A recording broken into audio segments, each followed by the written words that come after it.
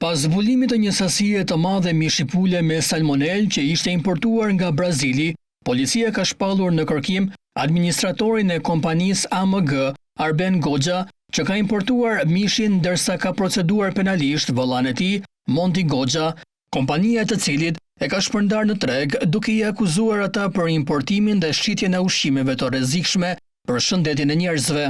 Po ashtu janë proceduar penalisht 3 inspektorë të Autoritetit Kombëtar të Ushqimit dhe në akuzën e shpërdorimit të detyrës. Sipas Policisë së Tiranës, 3 inspektorët Gëzim Hushi, Sada Lufta dhe Aldo Sinjari, me veprimet dhe mosveprimet e tyre kanë lejuar futjen në treg të këtyre produkteve. Bëhet fjalë për një sasi prej afro 13.000 kg fileto pule të infektuara me salmonel dhe një pjesë e kësaj sasie u shitën në treg, edhe pse ishin zbuluar që kishin bakterin e rrezikshëm. Mësohet se ngarkesa ka mbërritur në portin e Durrësit më 11 mars 2025, ku është marrë nga kompania Dimalink, kompania themeluar në vitin 2019 nga Monti Goxha. Kjo kompani rezulton se është përfituese e një sër grantesh.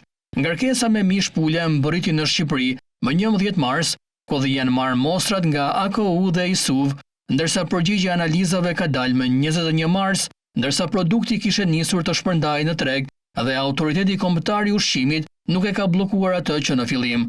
Produkti i mishit të pulës është shpërndar në disa prej marketeve më të mëdha në vend.